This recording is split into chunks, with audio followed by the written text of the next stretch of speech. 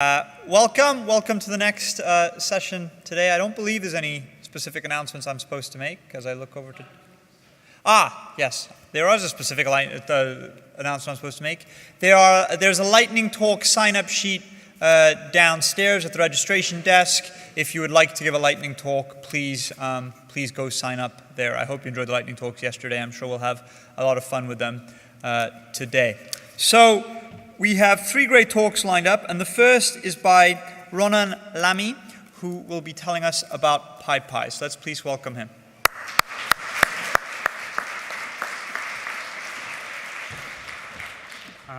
Thank you. Can we have the slides?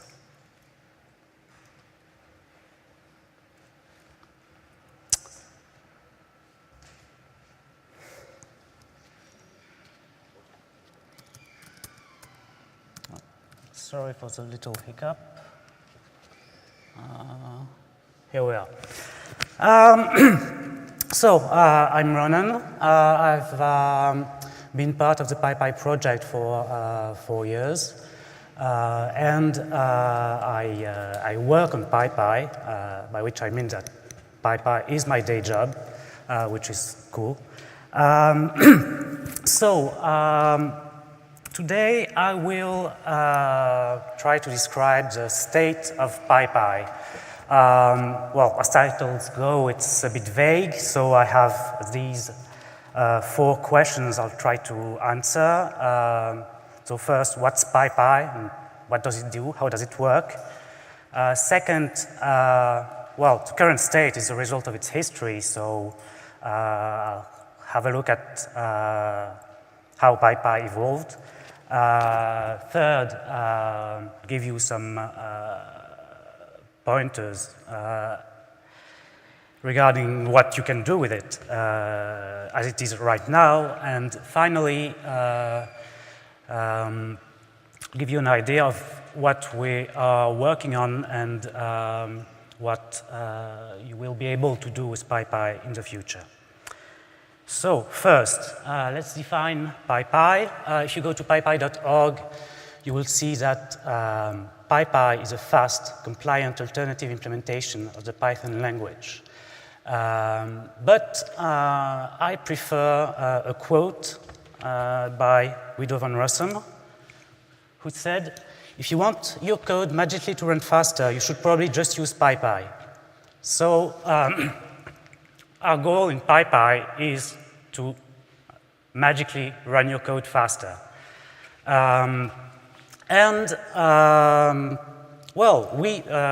try to run as much of your code as we can. So hopefully everything that runs on CPython should run on PyPy. And we make it faster. How much? Depends.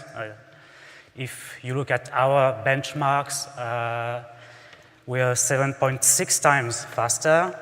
There have been experience reports from people using PyPy in production on things that call databases, that's called C libraries, etc.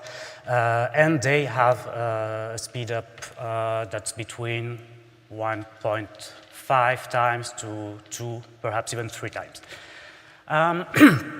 So let's have a look at the internals of PyPy.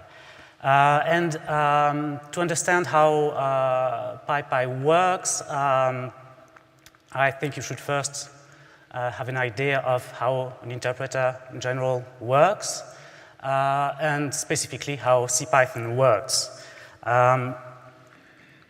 So, here it is. As a user, you don't care about the top line. You just have your Python code. It goes into the Python executable, and out comes the result, which is whatever you want Python to do. And if you look inside the executable, it does a few things to achieve this result. So first, your Python code is converted into bytecode, and then you have a bytecode interpreter, which is basically a big loop implemented in C with a switch statement that takes each bytecode in turn and calls a different action for each bytecode.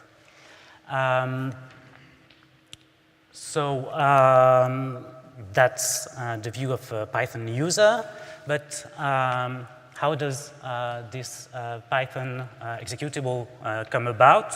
Well, you have CPython core developers who write C code, and then they send this, they use a C compiler to produce the executable you know.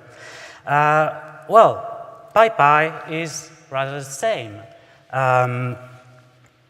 If you take PyPy as a black box, well, it's exactly like CPython. If you look inside, there is a difference, which is that PyPy also turns your code into bytecode, it interprets it, but it also has a just-in-time compiler.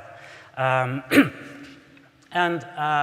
the way it works is that for every loop, every function in your code, the bytecode interpreter just records how many times it's executed. And if it finds a hot loop, something that is executed often, it goes into tracing mode, which records exactly what operations are done on your object in this hot loop, and what kinds of object enter this hot loop.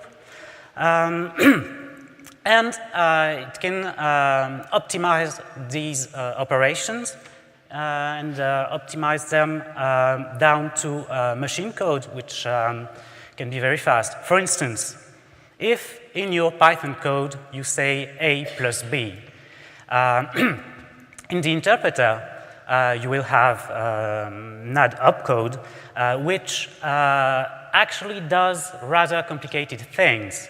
Because when you try to add two Python objects, the interpreter needs to find out what it should do with these objects. So it first looks the type of the first object, then tries to find a dunder add method, or a slot, if it's a built-in type.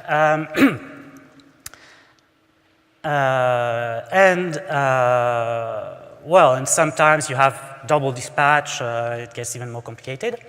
But even in the simple cases, you have a significant amount of indirection. Now, when the JIT compiler sees that, it can remove all the indirection and just, if you have, say, 2 integers that you're trying to add, the compiled result will be, well, 2 machine instructions. So a bare addition and an overflow check, and that's it. So this is much faster. And that's the secret ingredient in PyPy. Now for the developer view of PyPy, our view. Well, it's much like CPython. We only use different tools. So our source code is not in C, it's written in something we call RPython, which is a subset of Python which can be statically analyzed. And the program we use to make an executable out of this RPython code is the RPython toolchain, which is something that has been written as part of the PyPy project. But functionally, it does the same job as a C compiler. So a few words as to why we chose to have our own language and our own, basically our own compiler, which is quite an endeavor. This our Python toolchain allows us to only write the bytecode interpreter part of PyPy. We don't need to do anything, or, well, that's the ideal case, but we only need to add very few hints in order to get a very performant JIT compiler in addition to the interpreter. Right, so let's have a look at the history now.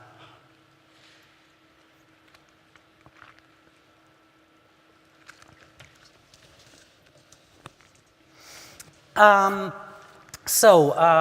story of PyPy, or I guess it's prehistory, started in 2002 when Armin Rigaud was developing Psycho, which was basically a handwritten JIT compiler for CPython.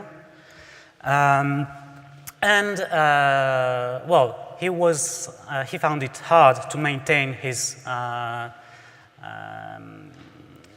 JIT compiler, and he was thinking that it would be much easier to maintain a JIT compiler if the Python interpreter were written in Python. So in the summer of 2002, he started advocating for creating an implementation of Python in Python. And over the next few months,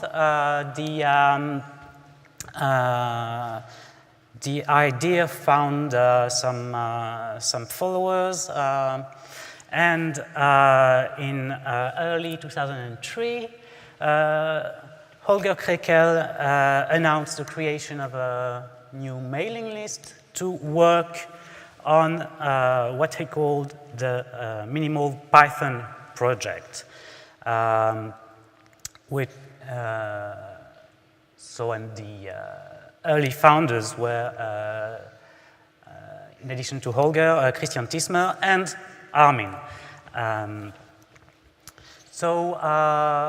Yeah, and the mailing list was called PyPy Dev, so the name Minimal Python didn't survive, but PyPy did.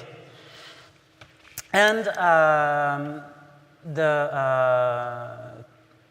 PyPy project really started soon after. The first code I could find dates from, in PyPy, dates from February 2003. So the project progressed slowly. It took some time to get to the stage where it could actually do anything. It took a few years to even be able to produce a workable interpreter.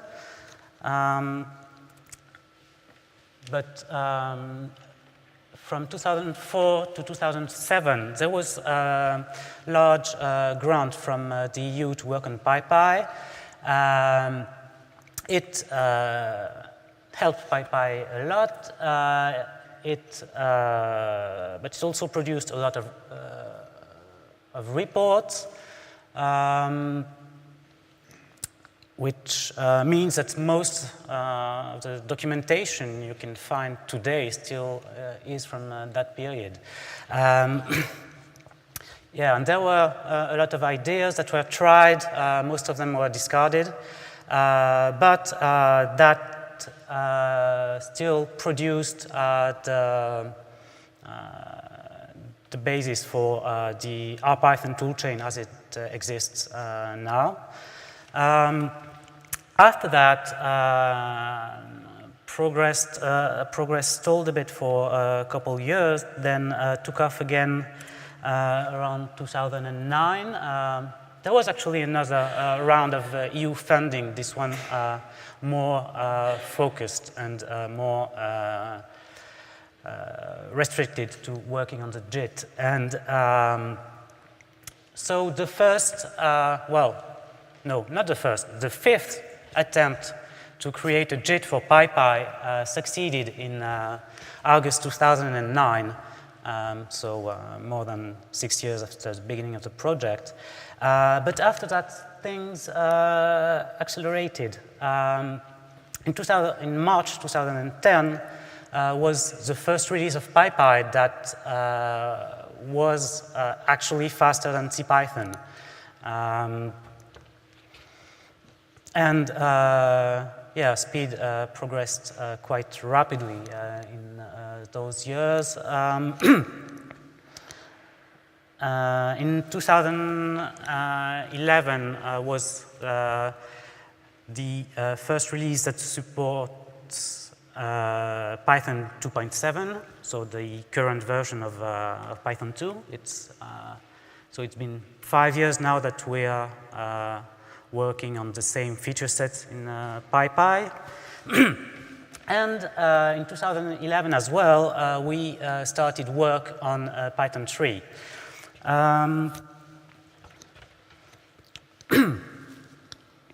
So let's have a look at the recent news. So this Python 3 work was took us quite some time. We only released a 3.3 version this year in May, but we have also started work on Python 3.5.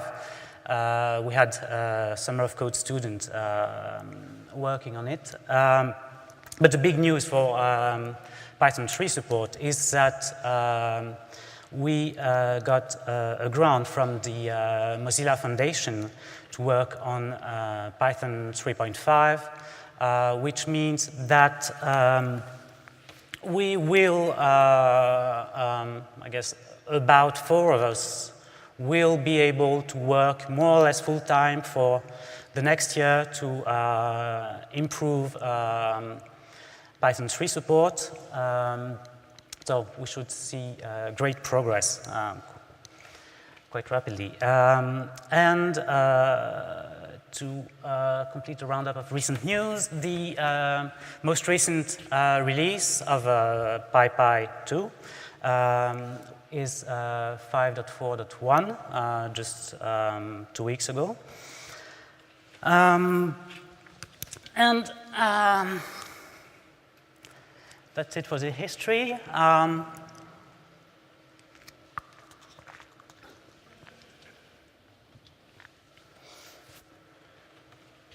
Let's move on to how you can use PyPy. Well, I guess first a question might be why would you use PyPy, or when should you use PyPy? Well, there are 2 basic answers to that. The first one is that you should just try PyPy whenever you want more speed. If you have a project and you think it is too slow for whatever reason, just try PyPy. It's very easy. You don't change anything in your code. You just run it with PyPy instead of CPython, and you see if it works or not. And the other answer I can give is why let's invert the question. Why would you want your code to run slower? So why would you use CPython when you could just first use PyPy and get good performance with it?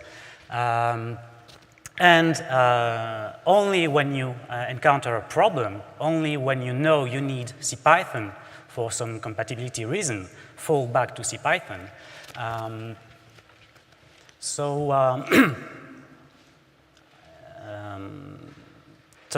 yeah, I would advise you to consider just switching to PyPy for everything.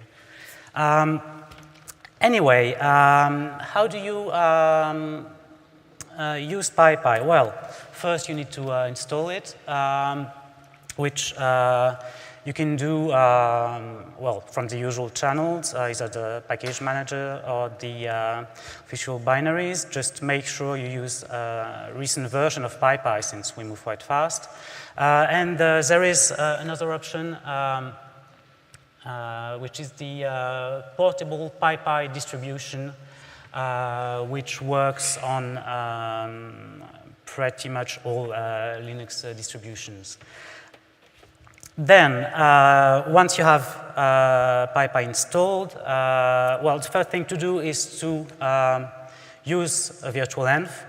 Put your PyPy in a virtual env so you don't get confused with CPython, which you will also have on your system.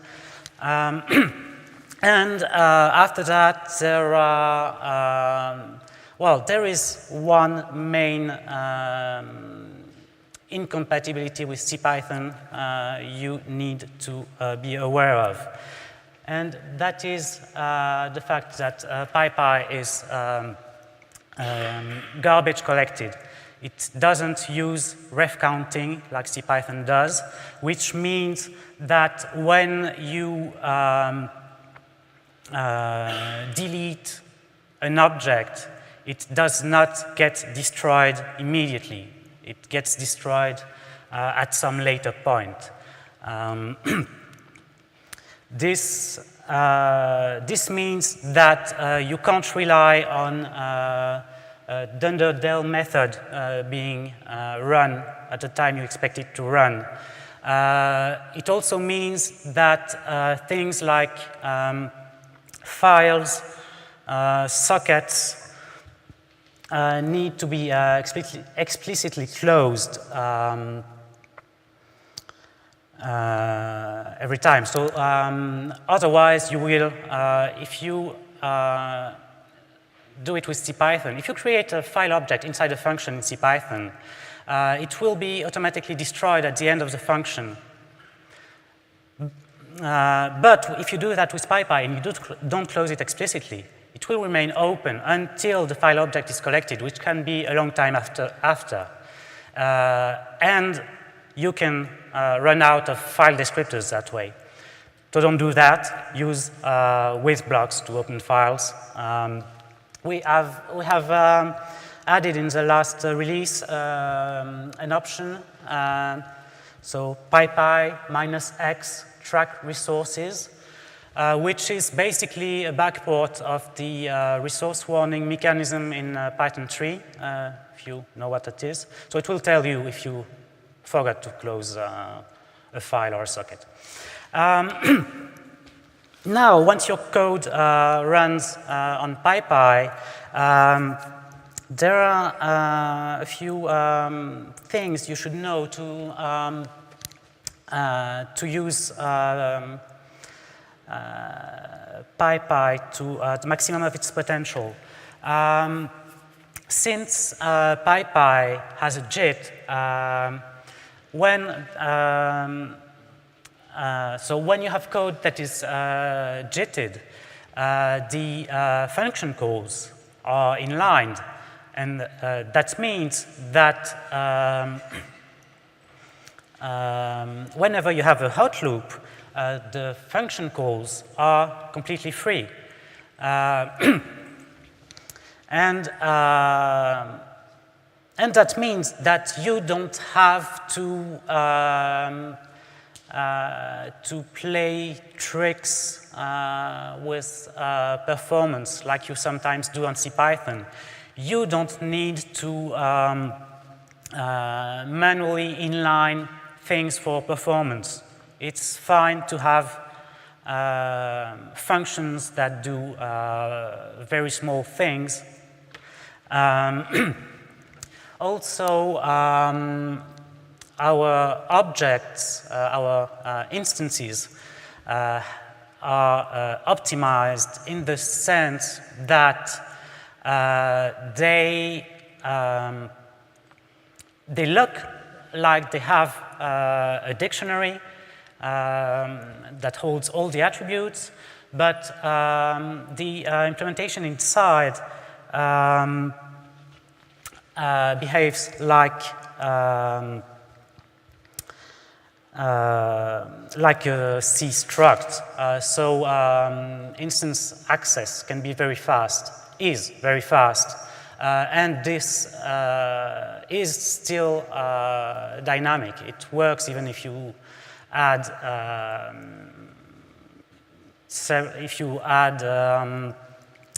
attributes after you create the object. It won't work if you are too dynamic. It won't work if you have variable attribute names, but otherwise it will be very fast. And same thing, it allows you to structure your program better without losing out on performance. And then we have things like list, what we call list strategies, which is an optimization on lists and a few other containers, where if you have a list that contains only integers, it will be stored efficiently, not as an array of instances, but just as an array of machine integers, which takes a lot less space. And finally, pay attention to the fact that functions are optimized, instances are optimized, lists are optimized, but dicts are pretty much working at the same speed as in CPython, which means that in comparison to the rest, they're slow. When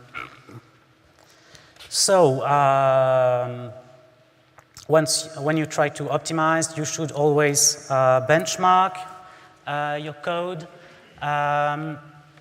And to benchmark, just make a simple thing. Try real code, not your tests, because your tests are pretty much the worst possible case for PyPy. Just try to simulate a real workload and see how it runs. Right, we have tools for profiling. Just look them up. VMprof, in particular, is very useful for PyPy.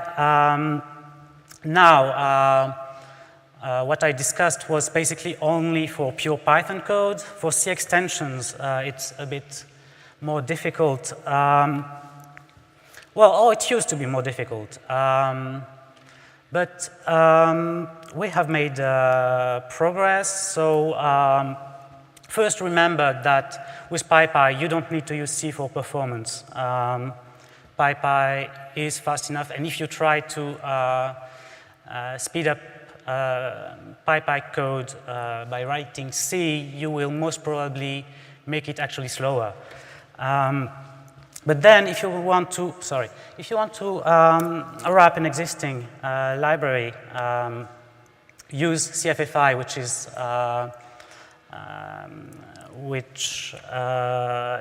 a very convenient library to work with C libraries.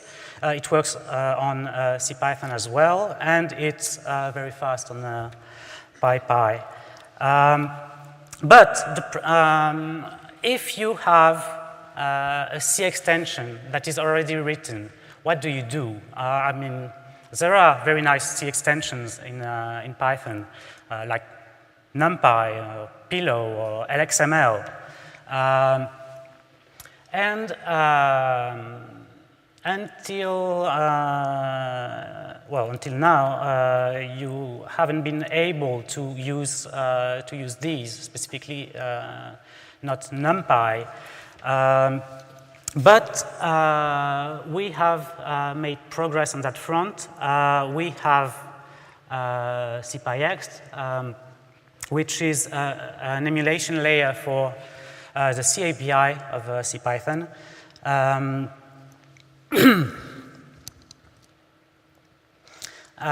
It's a bit of a hack. We actually copy objects from the PyPy side to put them to the. What happened?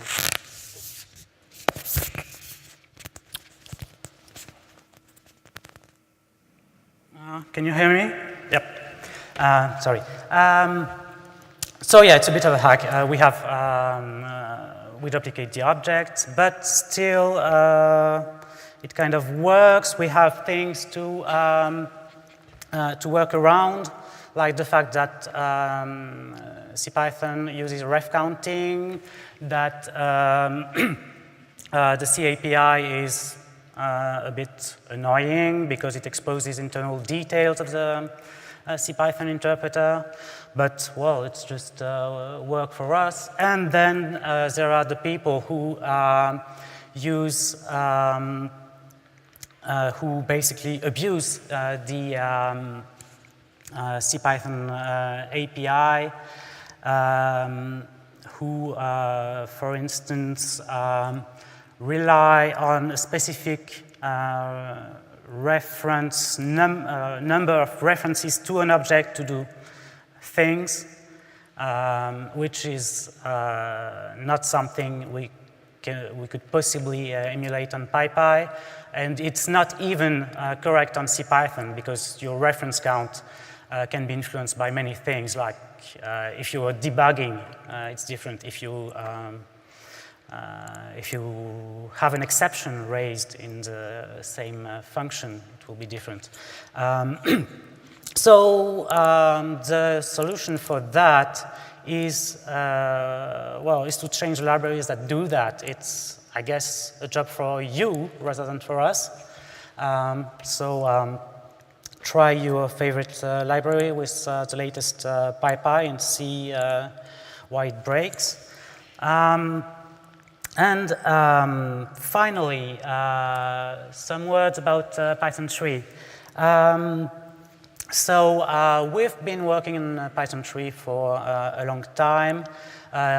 Progress has been slow, but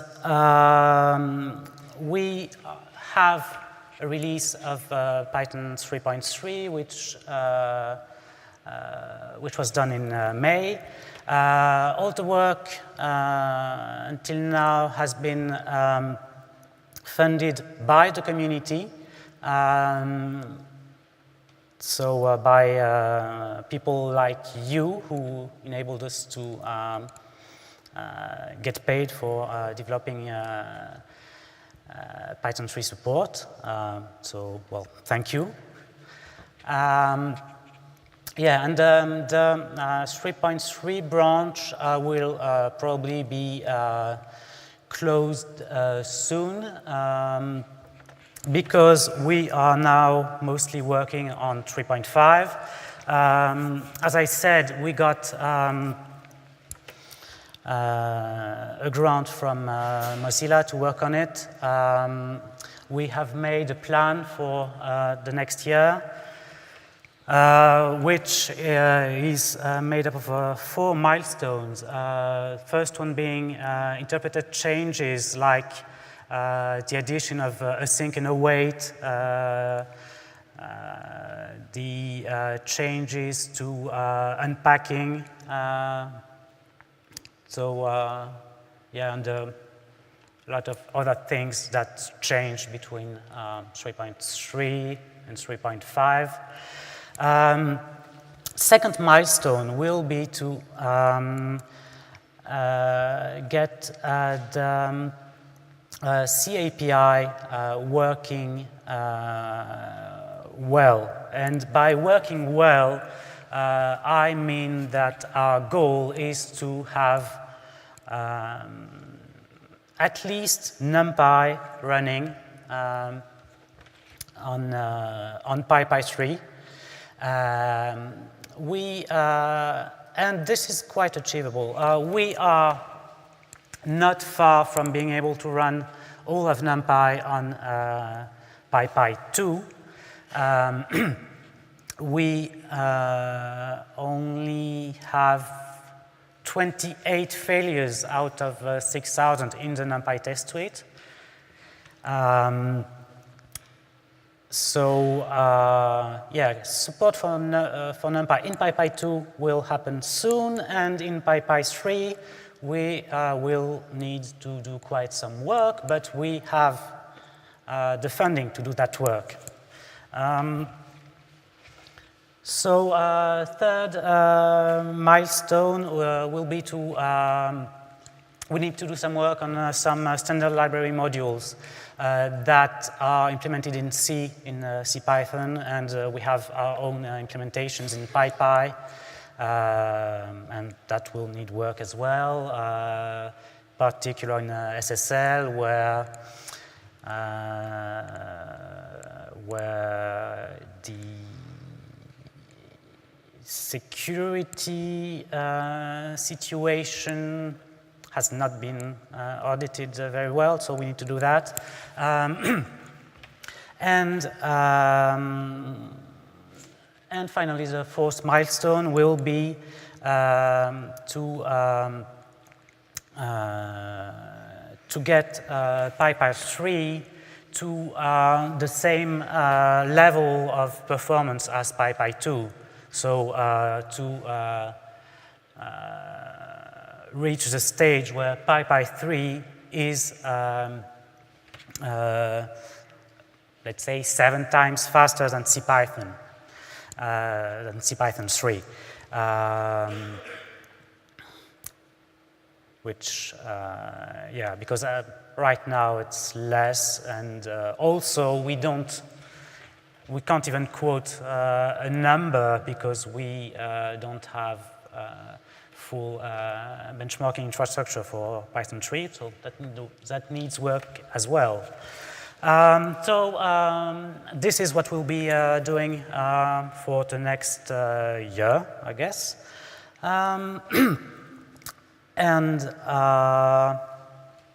Well, that's basically it for this tour of PyPy.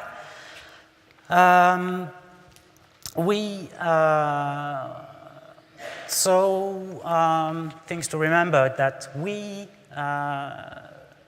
magically run your code faster. That's what we're about. We've been doing it for some time.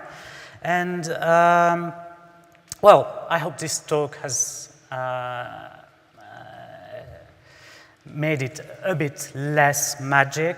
And I hope to be able to well, come back on this stage next year and tell you that then we will be able to run all your Python code, including code using NumPy, including code using the latest features of Python 3.5 and perhaps even 3.6. Well, I guess see you next year. Thank you for listening.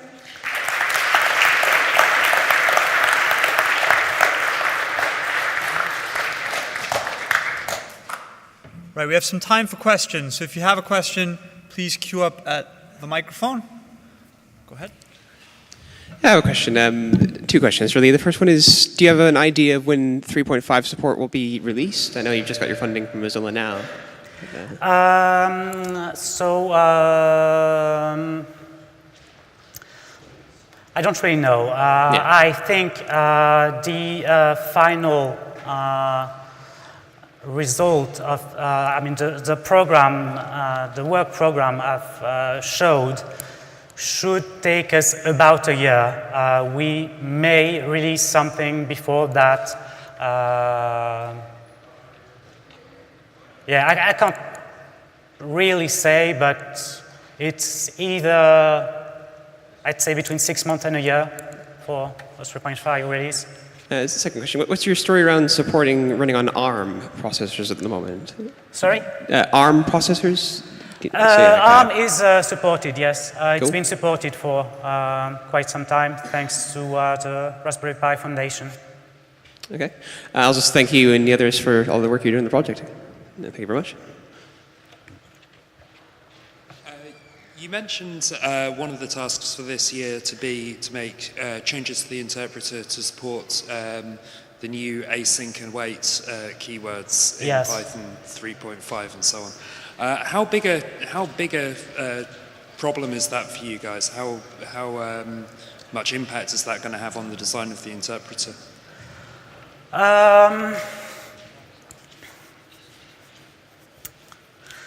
Well, it's a bit unclear. Actually, implementing the feature is easy. It remains to be seen whether we'll need to change our design to get good performance on this. We haven't done that yet. Thank you. Great. Let's thank Ronan one more time.